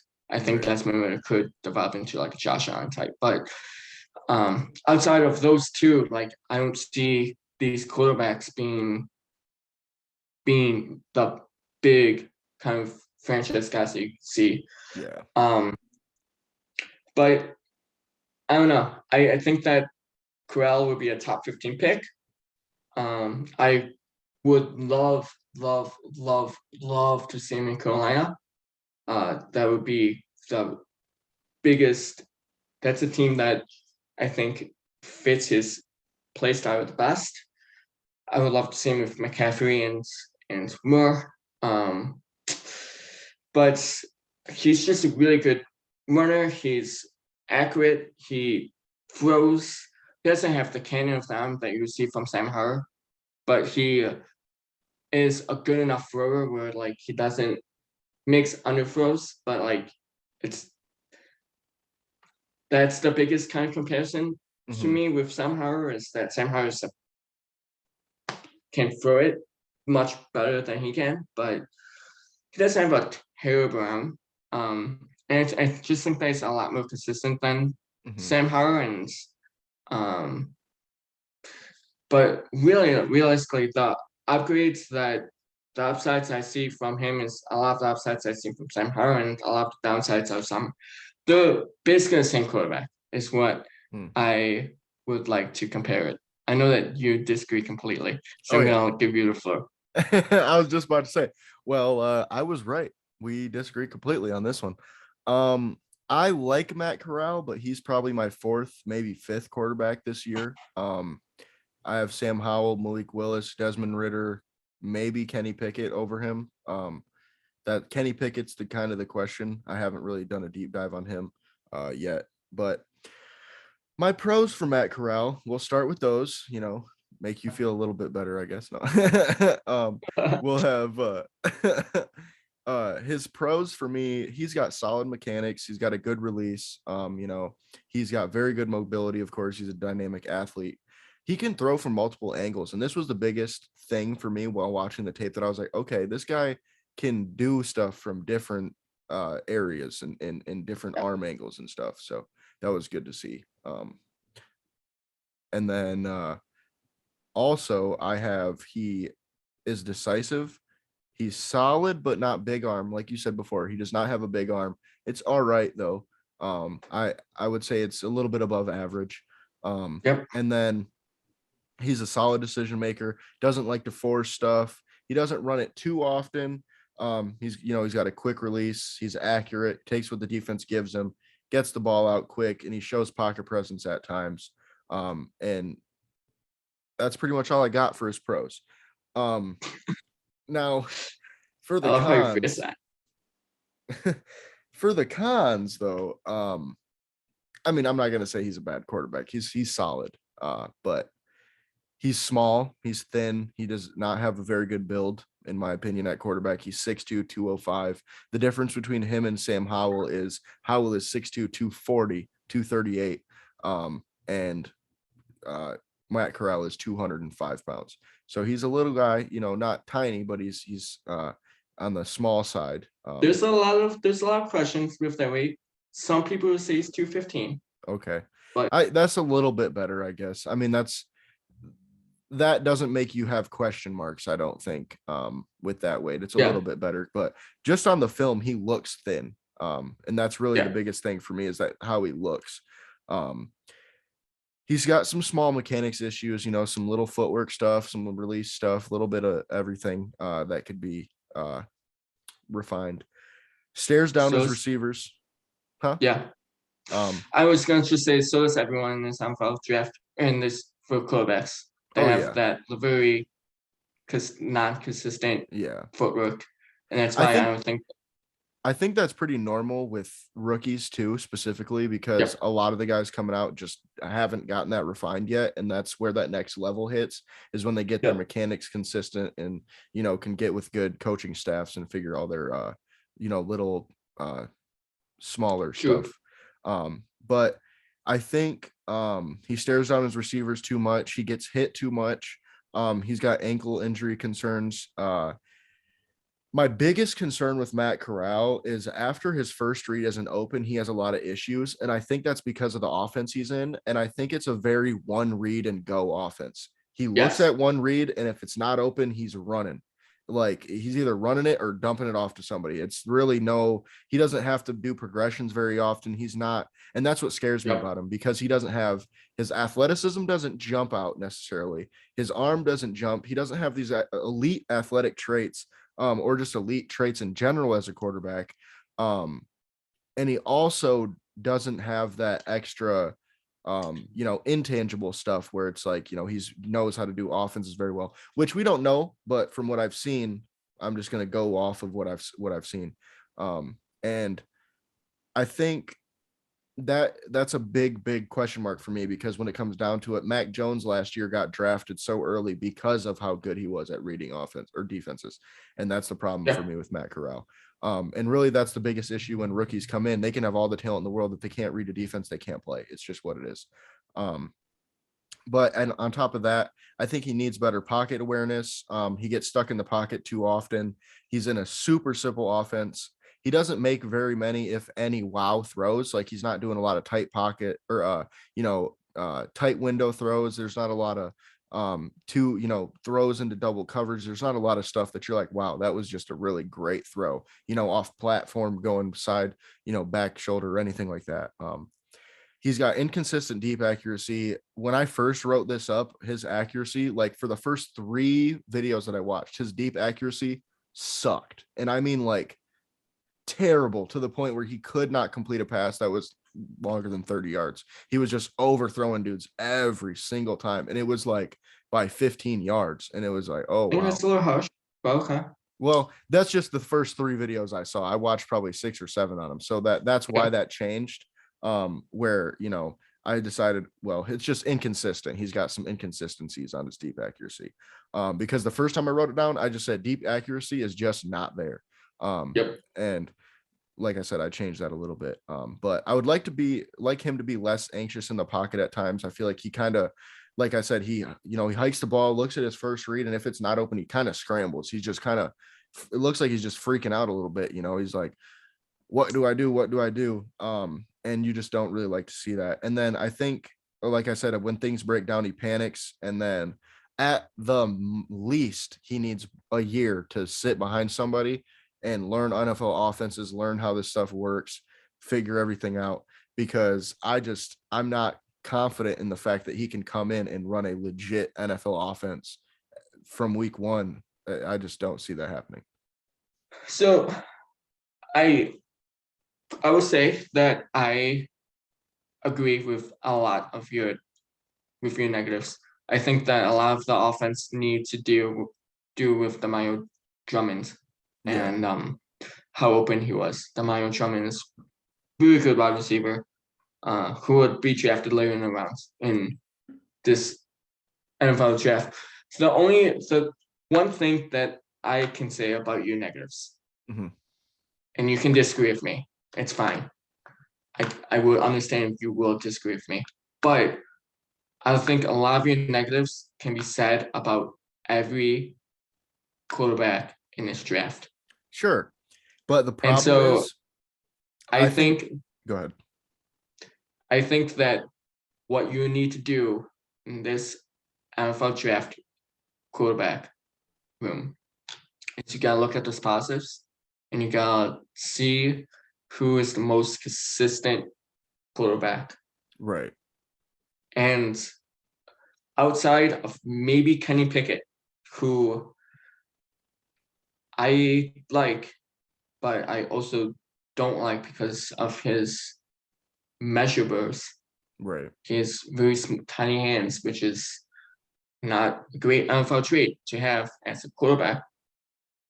Um, I think that Matt Corral is probably the second most consistent quarterback, and I can see him not being an NFL starter, but I also see every quarterback in this draft class not being an NFL starter. Right. I think Um, the problem for me is I don't think Corral has very much potential. I think what he is now is about as good as it's going to get. He doesn't have, like I said, that the way I scout quarterback specifically, because I'll say quarterback is not my best position. I go for elite traits. I want to see what do you do better than other people. And personally, he just doesn't do anything better than any of these other guys. Like when I watch Matt Corral, Sam Howell's arm is so much better. His ability to make those wow throws it's not even close. Matt Corral basically has none. but Um, is no one near as consistent. I disagree because the difference is Sam Howell is in a real offense. He's in an offense that you have to make progressions. You have to go wide receiver 1, wide receiver 2, wide receiver 3, tight end. Matt Corral's offense, you go hike the ball, wide receiver 1, and if not, I'm going. That's basically the offense. And that to me is the biggest question mark with Corral. I don't know if he can run in real offense or not, but I'm going to go off the tape, which is he's not. And when it breaks down, when that first read doesn't work, he panics. So that to me is like, okay, he can't run an NFL offense. And that's probably why Lane Kiffin is running this one read offense, because a lot of the times they cater to what they have to make their teams better. And for me, I just don't see the traits. Nothing really pops on film to me. I think he could be solid. But like I said, my biggest question marks are he doesn't have those elite traits and he can't really run an NFL offense as we know. And the difference between, like, okay, he's Mac Jones without the IQ, basically, I think. And he's a little bit like he's not as accurate. So what is that? A 4th round pick? I mean, That's let's be honest. that's harsh. I mean, I feel like And he's not good, but Jaquel. That's harsh to Mac Jones. that's I take offense to that. funny. That is not what I thought you were saying. That's funny. But I like, I don't know. I get what you're saying. I really do. And again, this quarterback class is very hard for me to judge Mm-hmm. because I see exactly what you're saying with Macwell. But I see a lot of these things with a Yeah. bunch of other quarterbacks in this draft class. And I can see why you would say Sam Howell has more potential, because I agree that Sam Howell has probably a lot of potential in this draft class. He has a lot of those intangibles that you would like to see. But what I would say is that what you would get with Macwell now is what you'll probably get from Macwell in 15 years. That's what I'm saying. We agree. And so we agree and there. so what I'm saying is that, okay, if you don't get the potential out of him that you will want to have in first round quarterback, then at least you can get a backup quarterback. Right, but that's what I'm saying. Sam Is like, Howell, if he doesn't reach his potential, he's not an NFL roster. oh yeah, he is. He's a backup at minimum. From what he has right now, he's a backup quarterback. He's better than Tim Boyle. That's 100%. I mean, I guess. I'm just saying, like, Tim Boyle shouldn't be an NFL roster to begin with.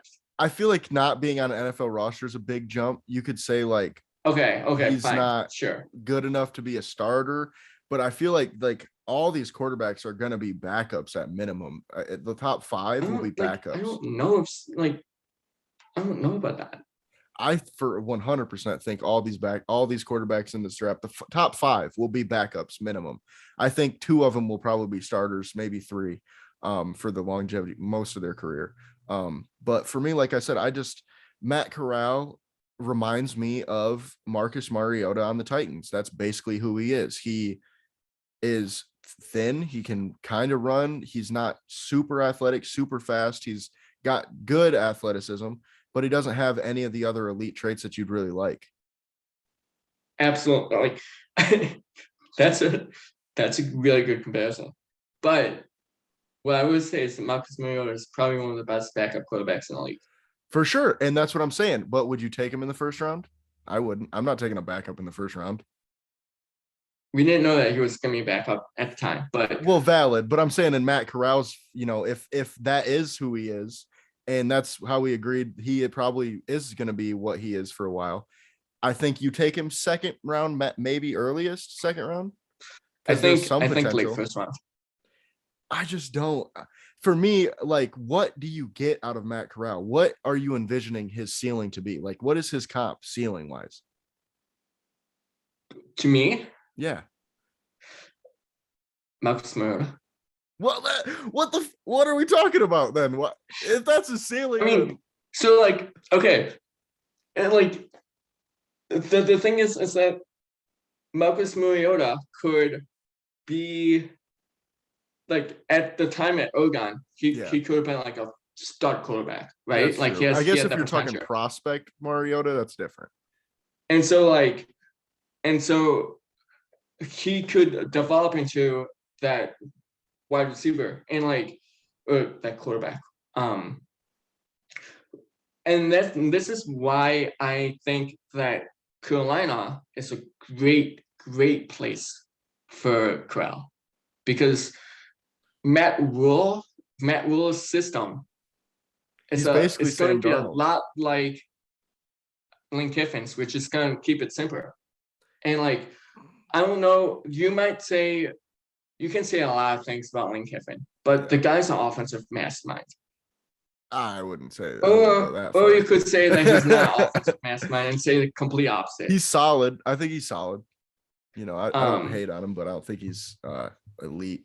But I feel like Matt Corral's absolute ceiling is like a top 20 quarterback max in the NFL. Like we're talking between 15 and 20 at the best. Like Jared Goff that can run a little bit, basically, is what we're talking about right now. Like a guy that he just isn't great at anything. He's okay at a bunch of stuff, basically.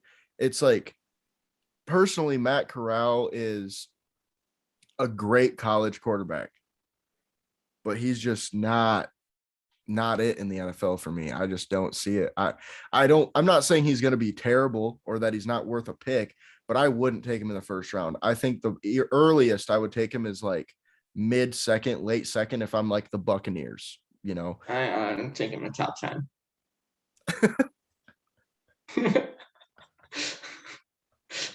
Oh Lord. I'm sorry. I'm taking him in the top 10. Top one. I'm circling Carolina. Yeah. I really want him in Carolina, but I think if they go quarterback, it'll be Pickett or Ritter, personally. Pickett is also a good quarterback, so I won't be mad. But I think Ritter's better than Pickett personally, but oh no, I agree. we'll talk about Pickett at some point I throughout this I process. I think the quarterbacks are Corral, Ritter, Yeah. Pickett, Willis. Mine is Willis, Howell, Ritter, Pickett, Corral right now. Yeah. Yep. I just don't I don't see see. what you're seeing. I don't see what you see in Howell. I'm sorry, Detroit Lions fans. I know how much you guys like Howell. I know how You want me much to you be guys honest? You want me love to be honest? It's because he's the. kind of like Matt Stafford, probably. He's a little bit like Stafford. He's just more athletic. You know what like is the funniest thing to me about Matt Stafford and Lions fans in general? Huh. When you guys talk about quarterbacks and what you guys like in a quarterback, the first thing that comes out of you guys' mouths, oh, that's a tough quarterback. That guy is going to be Bingo. that guy's gonna get hit and he's gonna He's like gonna get get right up back and up. Yup, you know and like it. and it's just so funny uh, how like we were talking about David Carr a couple of days ago yeah. on chat, and that was like the first thing you brought up. I was like, if you guys are gonna talk about upside of a quarterback, the first thing that better not come out of your mouth, oh, that guy's a tough quarterback. Right. Every single time I Right. talk to a Detroit Lions fan, that's usually what comes up. Well, And that's the it's a good thing. attribute, but like I don't know if it's be all end all. Tom No, it's Brady, definitely not end all be all. I don't even think I care about it that much. It's just more of like I think when people say tough, they mean gritty. There's a difference between the two because tough is like, oh, I can take a hit and get back up and not care and whatever. That to me is like, yeah, that's cool, but gritty is okay, like a character trait. It's who you are. It's not even about, oh, you can take a hit and get back up.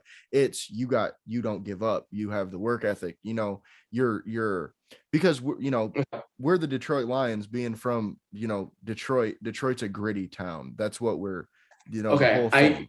get that now Yeah. because I was gonna say like how you guys value Tom Brady. Yeah. Tom Brady saw pressure and he sat down. Right.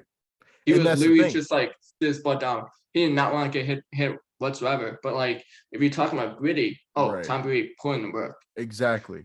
But Exactly. if you were Tom Brady and you saw pressure, you just sat. He's just Yeah. sat down. There's no sense in getting hit. I mean, shit. Yeah. Might as well just So sit down. so so I'm glad that you explained it to me because I was like, all right, Tom Brady, probably the best quarterback in the NFL ever. Yeah, Just sat down when he saw pressure. Like he didn't want pressure at all. right. Um, But yeah, no, I don't know. I just don't know what you see in Corral. I guess we'll see what happens where they're picked. It's going to be fun but to see, but I don't. So I would say this is that I look at this quarterback class and say I don't see any starters. Who's the best backup of them all? And mhm. Matt Corral is maybe, to me, the best backup of all the backups in this draft. I'd take Desmond Ritter as a backup over him personally. Yeah, I mean Desmond Ritter, and that's why Corral and Desmond Ritter are top two quarterbacks. I agree with you. I guess if you're looking at them like they're backups, then yeah, I But get so it, Sam kind of. Howell, to If me, but like then why would you take him in the first round? You're saying you see him as backups, but you take him in the first. I'm confused. I mean, you're gonna take a quarterback in the first round, no matter what, just because you see You don't potential. have to, I mean, you don't have to, but it's the but NFL. So like right. But my you're point is, going to. if you're going, look, this is where I'm getting. This is where I'm lost. Okay, so you're going. All these quarterbacks are backups, right? Yes. And that's how I value them, and that's how I rank them, is if they were Yes. backups. Yes. And then you go, but I'm going to take them in the first round because they could be starters. So it's like, why not rank them based off of their potential? Because potential means nothing. Then why Potential is, draft for it? What? but I'm hold on, hold on. this okay. So like, if You're if you draft Mac Jones, right? yeah. No one. Okay, I see potential Mac Jones, but I might be the only person to see potential Mac Jones. You don't look at Mac Jones and say, "Oh my God, that quarterback could be like top 5 in the NFL." Not necessarily, no. And so like, but he's good enough to start, and he's good enough to like be a good player, and so like he's worth a first round. If But none of if these guys are that. That's what I'm getting at. to When I was talking to about to Mac be honest Jones, with you, yeah. Jace, if it was me, if I was a general manager in this league, I would not take any of these quarterbacks in the first round. Okay. I would Okay, go sweet. defense, defense, defense. Right. Because I think that's the bread and butter of this draft. Right. But knowing that quarterback is the most important position Right. in the NFL, and knowing that there's teams that are quarterback needy teams, I know that quarterbacks can get drafted in the first round. I guess if you're projecting that, okay, I understand what you're saying. When I was confused because I'm like, your rankings are this, but then you're saying you take them in the first round. So I was confused. But if you're saying that you think the NFL will take them in the first round, Yes. that's okay. That I get. That I understand. Because that's true. They will. I mean, it's just what it is. It is what it is. No matter like I if I had a prospect rankings of all the prospects in this NFL draft, I Yeah. would say that the best quarterback in this prospect rankings would be in maybe the lower 30s, That's what I was gonna say. early 40s. Yeah. So early second rounds. Right. I agree there. But that's not how the NFL works. Yeah. Quarterbacks There's always. going to be a couple of NFL, there's going to be a couple of picks that are going to be like, why do you take them? Yeah. And every quarterback that goes in the first round, I'm going to be like, yo, why do you take them? But that's just me. I don't know. Yeah. So like that's why I say every quarterback in this draft is a backup, Right. and you just gotta take the best backup that you can. Yeah. I kind of get that from that standpoint, now that you said that. But I think that's all we got for this one. You got anything else to add? Nope, I'm good. All righty. Appreciate for coming on again, Thomas. Like every week. But it's fun talking to you this time with all of our free agency and our draft mumbo jumbo, I guess. But Yep. we do we have anything I feel like we had something to announce that was changing. I Nothing? don't think so. Okay. Oh, here's what I was going to ask you. How would you feel about doing a first round live show? for the draft. I could only see. I can only see it. Yeah. Yeah, I mean, I'm down. Let's I do it. can't wait until Matt Corral gets picked by Carolina, Oh my and God. like, I would boom, just boom, boom, and then you're just gonna sit there and be like, "What's this?" well, I mean, it would make sense. Carolina just likes bad quarterbacks, so I don't know. Okay. That was probably a low blow. All right, I'll take. Okay. All right, all right. But all righty, we will see you guys on the next one. Appreciate y'all for listening. Once again, appreciate you for coming, Thomas. Yeah, no worries. Yep. It's been fun. I think the Matt Corral discussion was the funnest discussion I had with you, Chase. I So I agree. appreciate that. I would agree. Um, And I think the watchers and listeners will also agree. so But yeah, all righty, we'll catch you on the next one.